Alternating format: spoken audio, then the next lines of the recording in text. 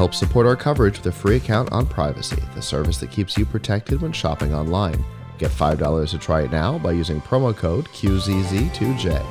And with Blueberry, the community that gives creators the power to make money, get detailed audience measurements, and host their audio and video.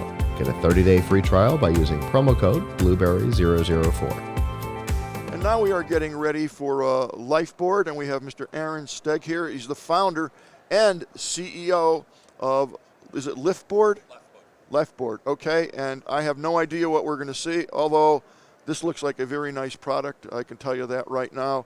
And welcome on board, sir. Thank you very much. Thank you for coming in, and tell us about what you do and what you're here for. We're here to help families. Lyf Board is a family dashboard. Okay. So you sit it in your kitchen or your lounge room, and you choose as a parent what to display for your family, and you've got a bunch of apps to choose from, and each one will show a little bit of information. And it'll scroll around continuously showing all the most important things for the day. Okay. So now, let's see, can we see that, or do you want me to turn it? We can see that. Okay, so right now we have a calendar coming up, 4 p.m., and it's giving me, I think, what's going to happen during the day. A calendar of events, if you will, is coming up. Now, I'm noticing right off the bat that this is kind of like a pixelated dot matrix type of screen. Is that what this is? Yeah. So there's a couple of good reasons for that. One is so that you can see it from a distance. It's a really bright, very low resolution, high visibility screen. Okay. And we wanted it to be for the family, not for an individual. So anywhere in the room, you can quickly turn around and look at it. Okay. The other reason is we like the retro look. Absolutely. Hey, Don, can I get you to do me a favor? Can you put that into the corner and face it toward me over here? Even better. How's that? Way better shot. Thank you. All right, there we go. So continue. I'm sorry for. Yeah, the other reason is we wanted it to stand out a little bit from the competitors. We didn't want to be answering the question of why not just get a Google show.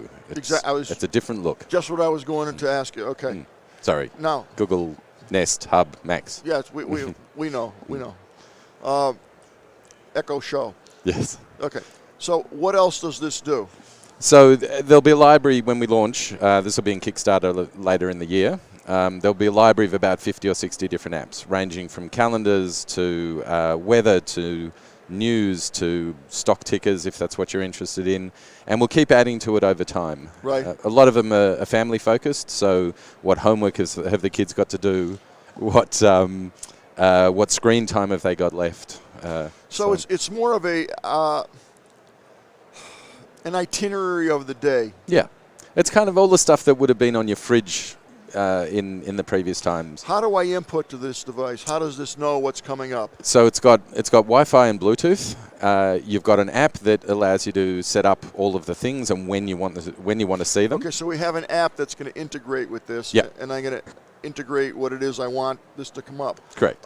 Do I have any choice of colors, scrolling, things of that nature? So you'll certainly choose how long each one stays on the screen. Right. You can choose brightness, and it'll automatically adjust based on the ambient light in the room. Okay. And then there's a selection of colors of the case. So you can have a white one, a black one, or a birch kind of wood color. Okay, so there's no artificial intelligence, if you will, built into this where I can say, hey, give me the sports from Scranton, Pennsylvania, for example. So there's Amazon Alexa built in, so you'll be able to talk to it and get music, and not immediately, but eventually you'll be able to say, this is the information I want, it'll go get it and display it on the screen.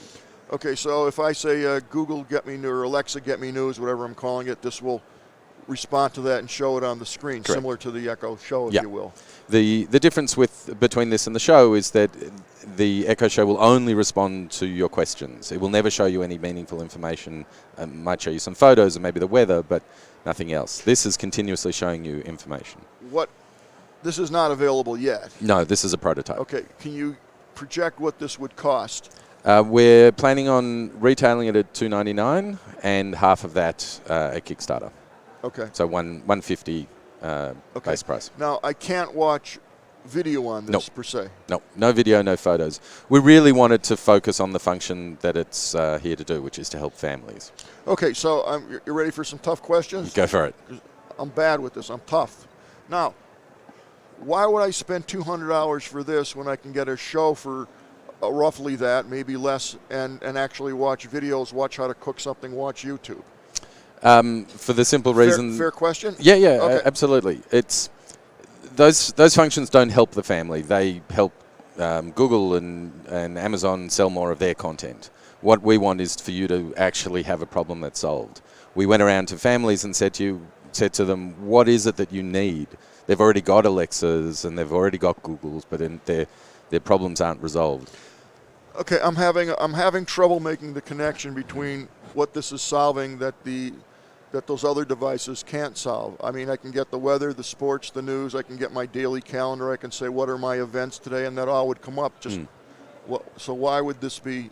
So this one is always showing it to you. I'm not trying to give you a hard time. No, that's okay. I'm just asking. Yeah, these are the same questions we're getting asked on the floor. Okay. This device is always showing you that information. So you can walk into the room, take a look to the right, see what you want to see, and then move on. You don't have to pull out your phone. You don't have to talk to it. You don't have to